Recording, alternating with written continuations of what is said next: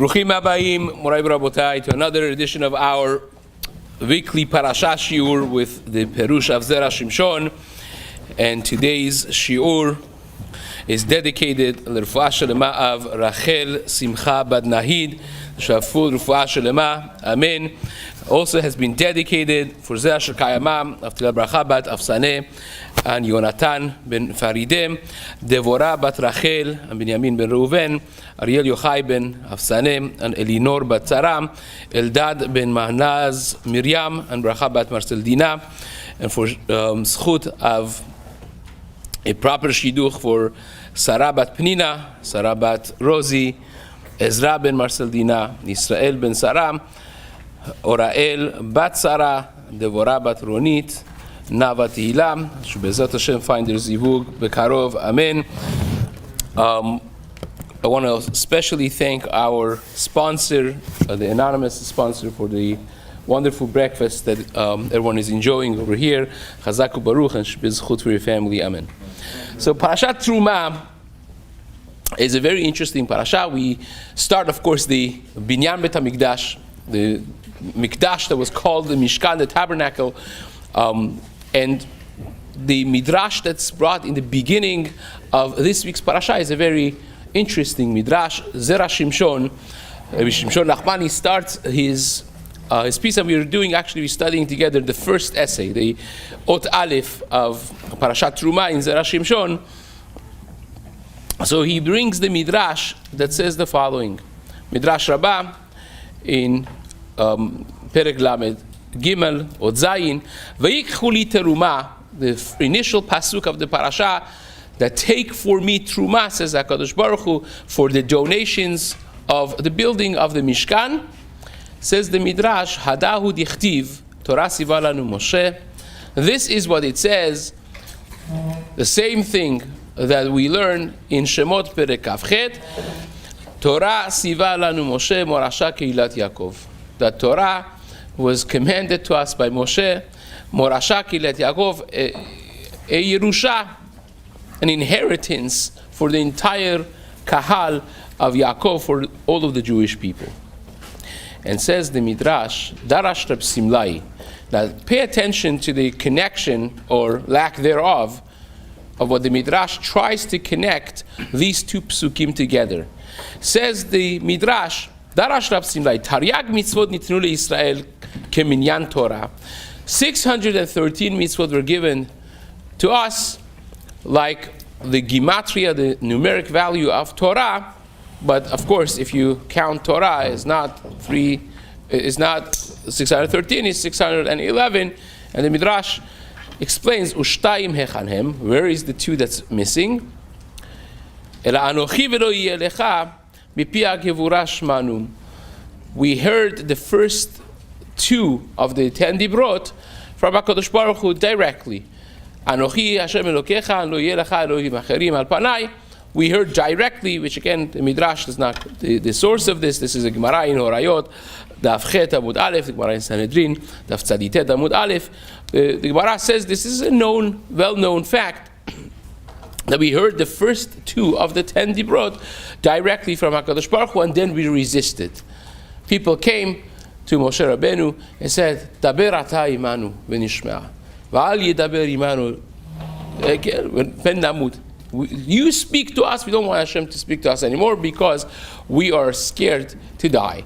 The Midrash goes even further, says, every dibur v'dibur that HaKadosh Baruch Hu said, parcha nishmatam, their neshama flew away, they technically died, and they had to be revived, they had to be resurrected, and then they would be thrown back. Malachi Hashem yidodun. There's a lot of midrashim to be explained around this subject. But the core of it is that we rejected it. HaKadosh Baruch Hu wanted to directly tell us all of the Torah, and we said it's too much. So says the Zera Shimshon, V'tarya, and the 611, Amara Moshe Rabbeinu said to us. So 2 we heard from Hashem, 611 from HaKadosh Baruch Hu, and that's the Taryag mitzvot. Continues the Midrash, Morasha al tikre Morasha ela Yerusha. And it says, Morasha Kilat Yaakov means this is our inheritance. It's ours. It has been passed down as a Yerusha, but not Morasha, it's Yerusha. What's the difference exactly, Morasha and Yerusha? Morasha is something you inherit from your father. Yerusha is something you inherit your children, usually. But what exactly the difference? Ve'u tamua, says Zera Shimshon, this is such a strange midrash. For many reasons. Because, A, what's the connection of Torah Siva Lanu Moshe to Vayikchu li Terumah? It's no connection. Terumah is, you're supporting financially the building of the Mishkan. What does that have to do with giving of the Torah exactly? We're not talking about building the Mishkan now. And secondly, says the Zera Shimshon, Ma inyan morasha v'yerusha lekan. What does he have to do that Torah is called a morasha, and then don't read morasha, read Yerusha? The whole thing does not connect really well. You read the Midrash, okay, beautiful, 613, some Gematria, but it doesn't connect. Certainly does not seem to connect with Parashat Terumah. To be the opening thing of our Parasha in Midrash Rabbah is a very strange Midrash. Now he tries to explain this, and he does such a wonderful job. V'yesh lomar de'ita b'Midrash Rabbah. He brings the Midrash Rabbah in Shir HaShirim, in the very beginning of Shir HaShirim, and the pasuk of Yishakeni mineshikot pihu ki tovim dodecha miyayin. Amar Rabbi Yehuda, b'sha'ah sheshamu Yisrael anochi Hashem Elokecha. When we heard directly from Hashem, anochi Hashem Elokecha, nitka Talmud Torah belibam. The Torah became attached to our heart in a way that we would never forget it. Had we not messed up, it would have been a Torah that you would learn and you would never ever forget any details of it. Once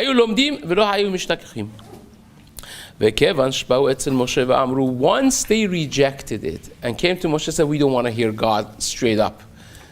We want an intermediary. Daber ata imanu. You speak to us, not Hashem. V'alei daber Elokim ben namud. Says the Midrash, Chazru liyod lomdim v'shochechim. They now went back to original state that they would learn and they would forget. Like a regular blood and flesh and blood human being. Now, the problem with this is obvious. This is what people don't know. This Midrash.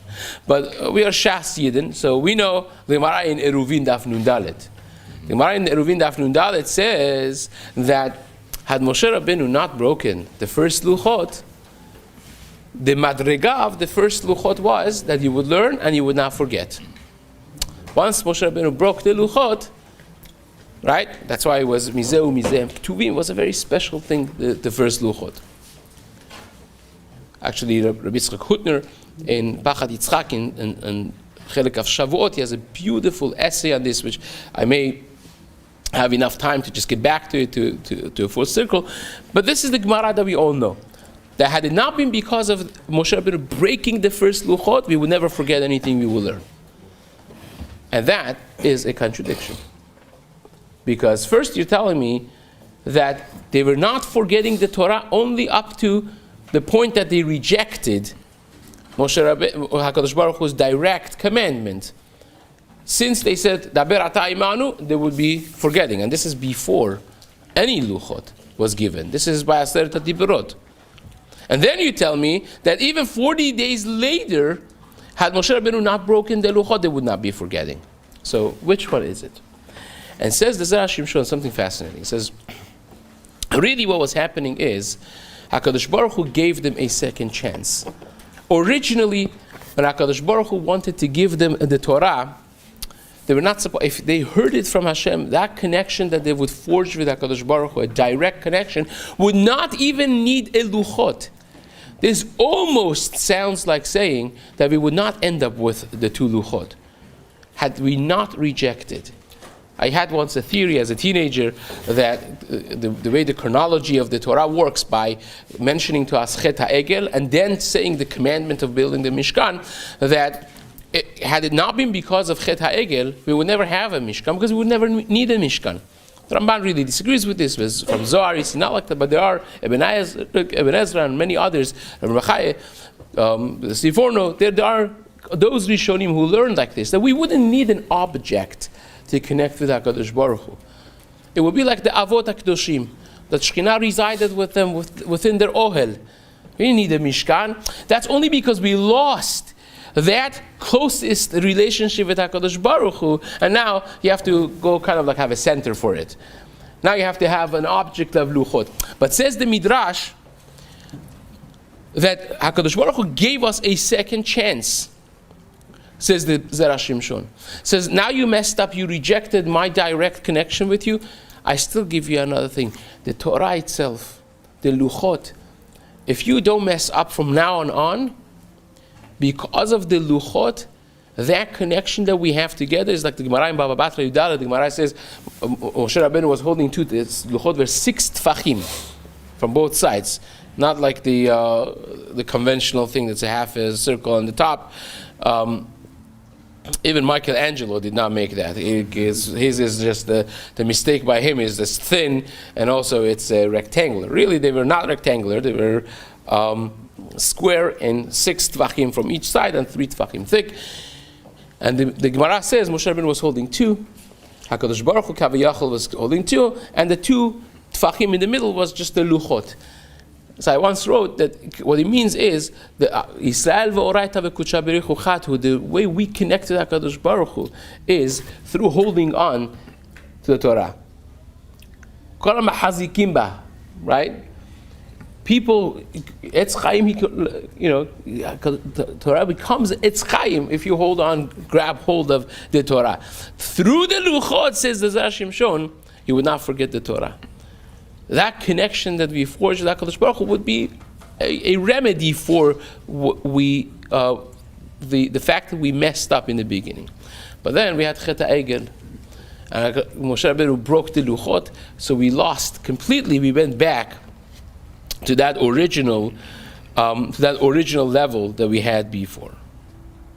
Now says the Zera Shimshon, Ve'od Amru, he brings another Midrash Rabbah, שהטעם שמקדש נקרא משכן לפי שהיה לו להתמשכן על עוונותיהם של ישראל. You know why Mishkan was called Mishkan?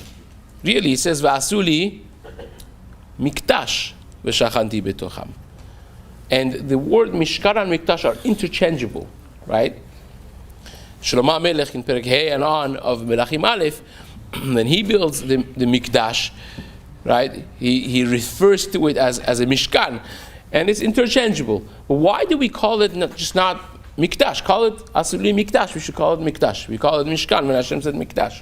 Says the Midrash in Shemot Rabbah in Perek Nun Aleph.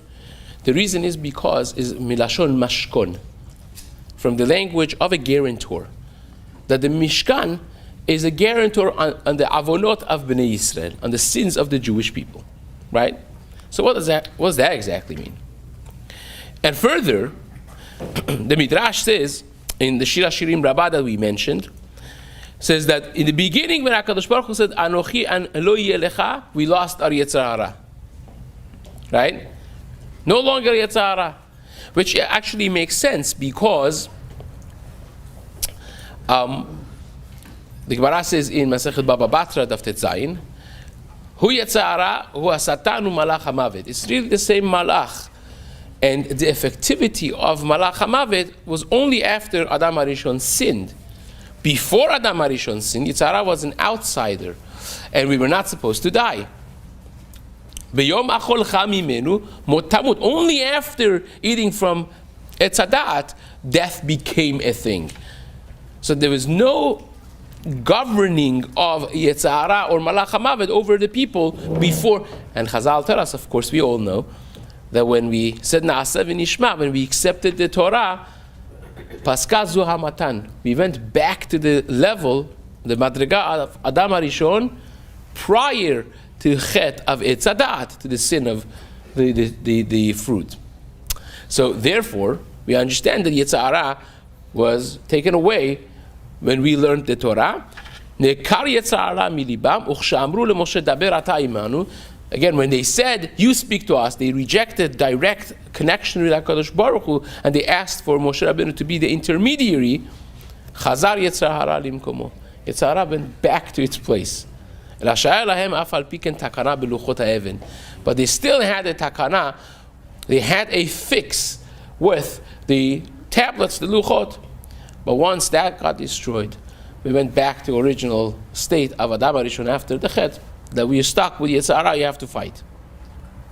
Right?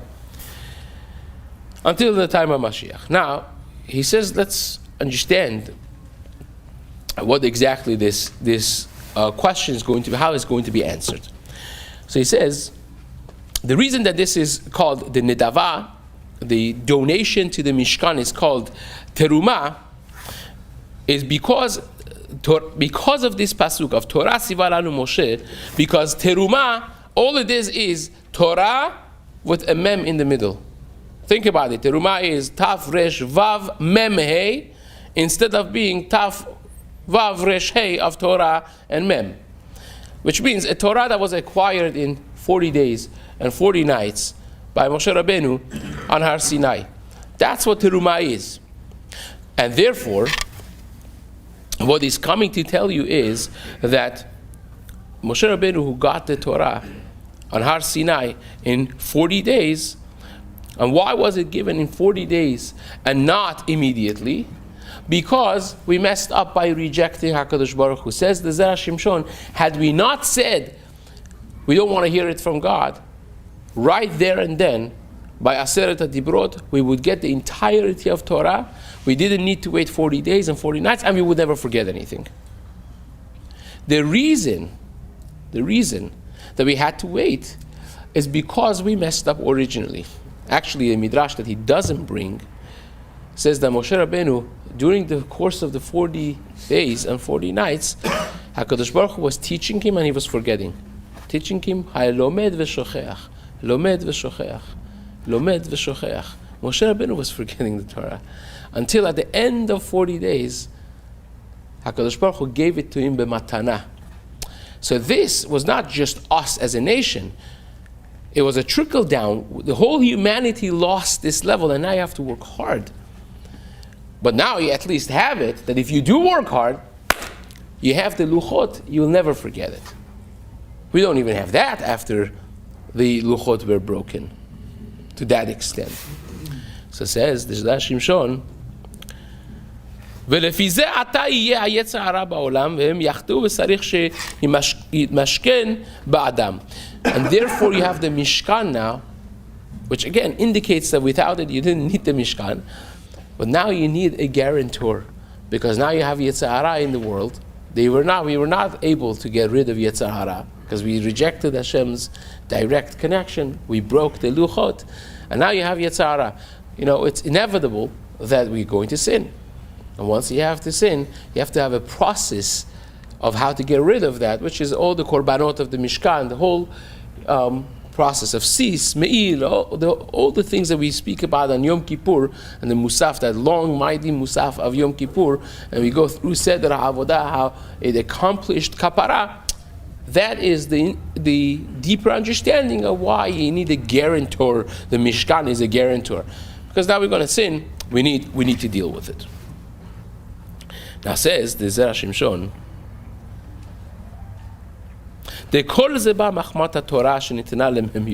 all of this is because we didn't get the Torah right away. We had Terumah, which had the Torah after Mem, after 40 days. If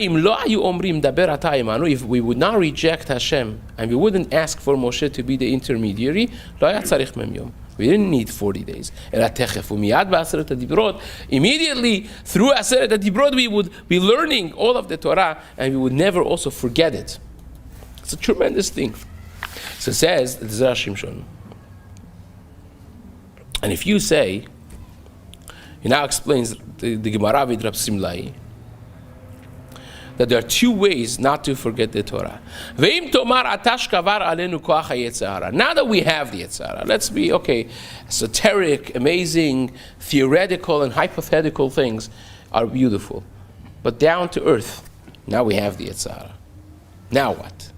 So it says, ואם תאמר, אתה שגבר עלינו כוח היצר הרע והשכחה וכבר הרבינו לחטוא. Now that we have the יצר הרע, we have sinned, we continue to sin, and we need the Mishkan to be the guarantor.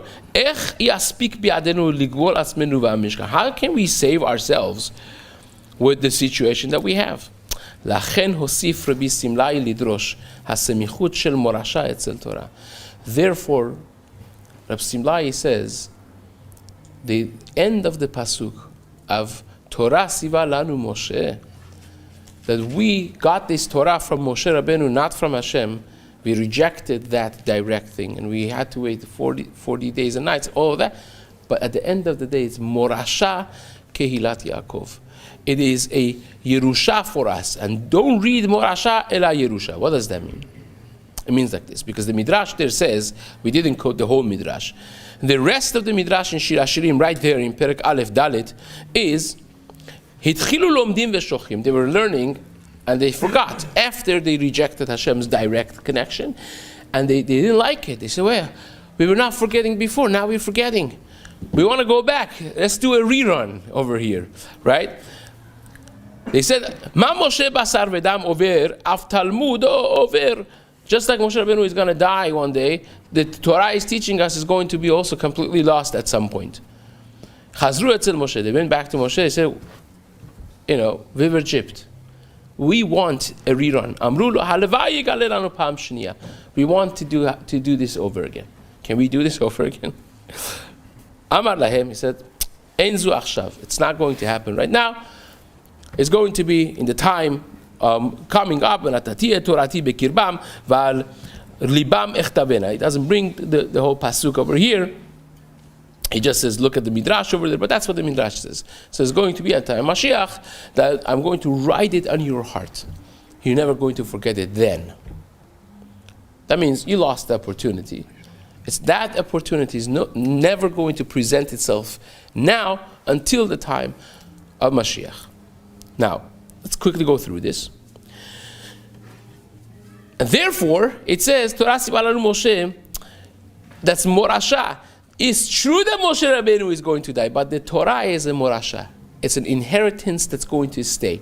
But within that, the Midrash is, the Rabbi Simlai is teaching you also a secret of how not to forget the Torah. Right? And says, it's always going to stay as an inheritance. But that's only if it's a morasha, which means you are teaching it to other people. Now, this is important because, first of all, the Gemara says in Sanhedrin, in the Tzadi Aleph, in the Agatas of Masechet Sanhedrin, in Tzadi Aleph Amud Bet, the Gemara says from the pasuk that we just mentioned, that Kol HaMonea, any person that stops Torah, from teaching Torah to other people, is like stealing from his father's Yerusha, because it is all of our inheritance. And if you could teach it and you don't, you're stealing his part of the Yerusha from him. But it's more than that. The Gemara says Masechet Ta'anit Daf Zayin, that you learn Torah by teaching it to other people. So I learned a lot of Torah from my Rebbeim. I learned more than that from discussing it with my friends and my peers. But the most that I learned was from teaching Torah. And according to this Midrash and this Gemara, a deeper understanding in that Gemara in Ta'anit is when you teach it, that you're tapping now into a Morasha, a Yerusha, because it's an inheritance being given down. And if you tap to that, then the Torah is given to you. The Midrash actually says, in line with the fact that Moshe Rabbeinu was forgetting and learning and forgetting, until Hashem gave it to him b'matana. Hashem gave it as a gift to him. The Midrash also says, on the same pasuk, midbar matana, that from midbar, from the desert, we got the Torah as matana. The Midrash says, Kol hamesim asmo, hefker ke midbar. Anyone that makes himself hefker, like a desert, That's hefker. That means whoever wants to come learn with me, I'll teach them. I'll teach whoever. I have to charge for it. I'll teach it. And actually, this is a halakha that Shulchan Aruch paskins. Ma'ani bechinam, afatim bechinam. That a Torah teacher is not supposed to be charging money because it's supposed to be bechinam. How do we pay the rebbeim and so? Because sechar batala, or they can't live otherwise. The Shulchan Aruch deals with this as a real halachic matter. And when you do it, hefker kemidbar, nitan lo b'matana. The Torah is given to him b'matana. So that's one way of learning Torah and acquiring it in a way that you're not going to forget it. And the second way is, really he is playing with the two elements here. The second point he's going to say as well in just a moment is learning it bepilpul and learning it well in depth. And that also is going to cause a person not to forget. Or to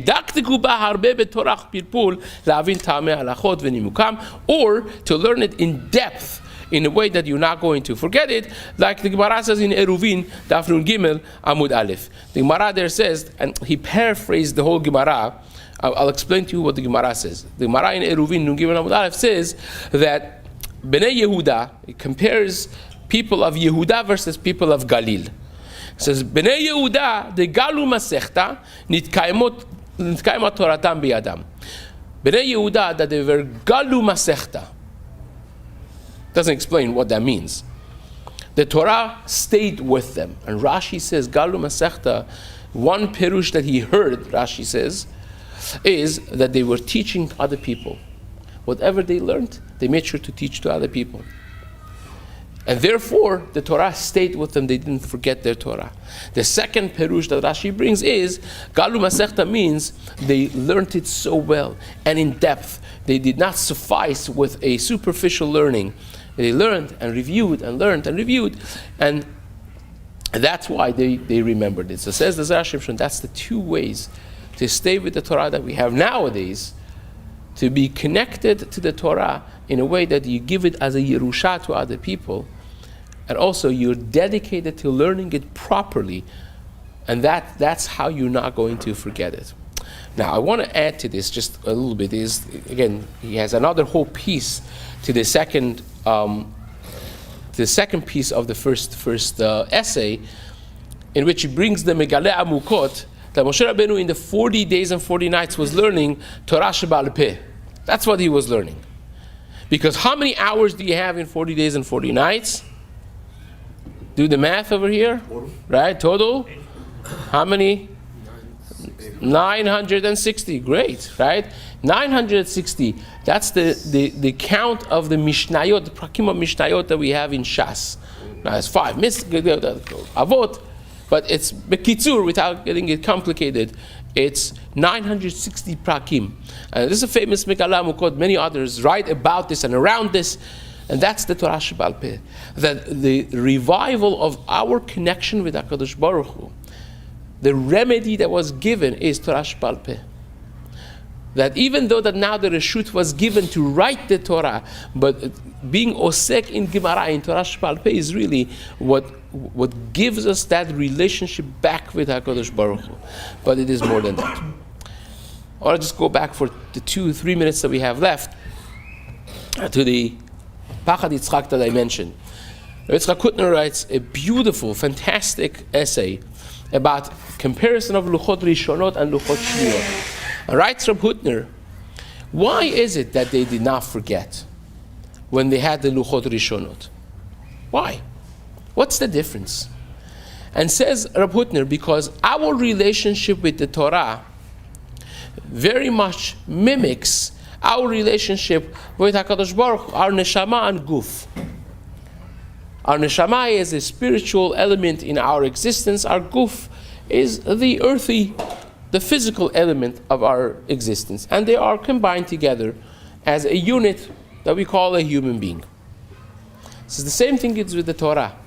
The Torah has the guf, the klaf, the parchment of the Torah, let's call that the guf of the Torah, and the chokhmah of HaKadosh Baruch Hu written upon it would be the neshama of the otiyot Torah, the neshama of the Torah.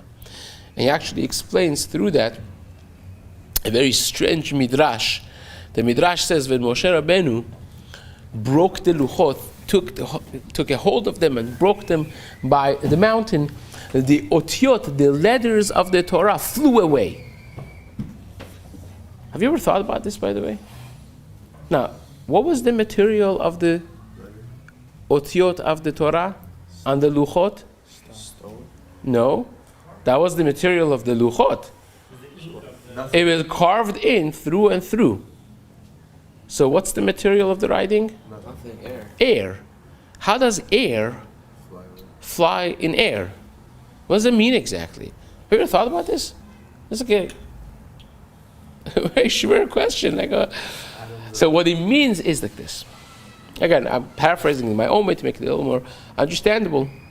But it says, the reason you didn't have an ink writing on the luchot was because our guf, when we said Na'aseh v'nishma, we completely dedicated and subordinated ourselves to HaKadosh Baruch Hu, our understanding to HaKadosh Baruch Hu.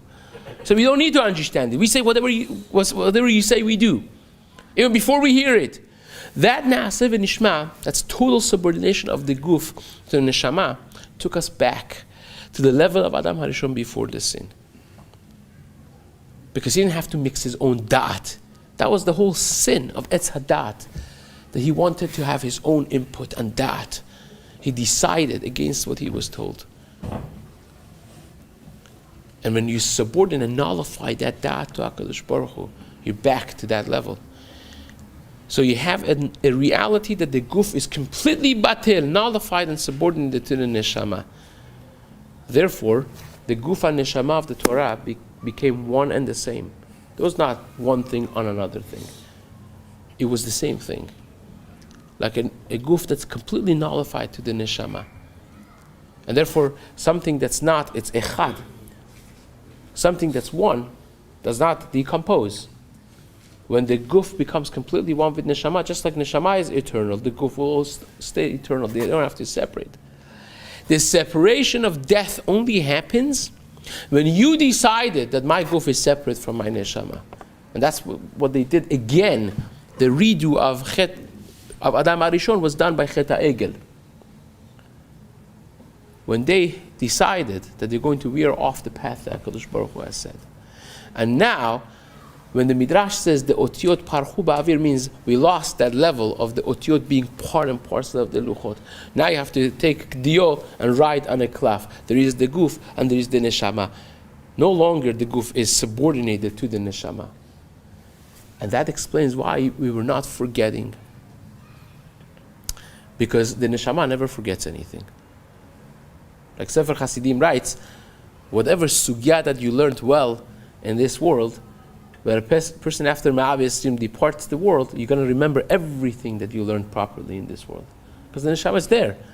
But once you put it in properly, it stays there forever. The guf forgets it. You may not be able to reach out to that information and tap to that information because of the forgetfulness of the guf.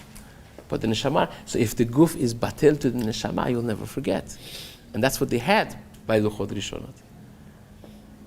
When a person, like Rambam writes a language in his letters like, binyan haguf is churban hanefesh.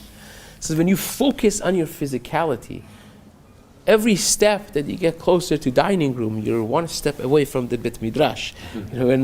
When you focus on physicality, you're taking away the focus from HaKadosh Baruch Hu. There's a Midrash in Shir Hashirim again that says that HaKadosh Baruch Hu's love that we have is like a cup full of oil. Every drop of water that you drip in, a drop of oil jumps out because the content stays the same. Everything that you focus on a worldly matter, on a physical matter, there's a drop that you lose from that eternal love of HaKadosh Baruch Hu. You can't focus on both. You can't have your cake and eat it too. It doesn't work like that. So the more a person focuses on Na'aseh v'nishma, I really want to do the Torah. I want to commit myself. I want to subordinate myself to the Torah. That brings you a siyata d'ishmaya, to learn and not to forget, to connect with HaKadosh Baruch Hu in that way. And that's something that we never lost. Says Reb Hutner, that's why the Gemara says, luchot v'shivre luchot munachim ba'aron. What happened to the broken pieces of the first tablets? Did we trash them? Did we do geniza on them? No. They were kept together with the new set of luchot in the Aron. Because says Reb Hutner, even though that we lost the madriga of luchot rishonot, in potential we never lost it. You could always tap to that. When a person and everyone is in their own level. Every person's subordination to the Torah, next step, is very much meyuchad and special to them. For one person could be learning an hour more, focusing more, turning off the phone, learning in Bet Midrash, learning with the Chavruta versus alone, and versus at home. For someone could be keeping Shabbat, keeping it better, dedication to an area of mitzvot that he is not fully dedicated. That subordination is a very personal thing. But the core element stays the same. That when a person is mebatel, subordinates himself to HaKadosh Baruch Hu, the more of that you have, and the more sincere of that you have, the more we will actually gain that. And that's what the Chazal say. Ubetorato yegeh yomam v'layla. Nasit Torah dileh. When you toil in Torah, when you subordinate yourself to Hashem and to His Torah, it becomes your Torah. And your Torah you're not going to forget. Because now you have ownership. Nitan lahem b'matana. It's given b'matana, something so powerful and so beautiful.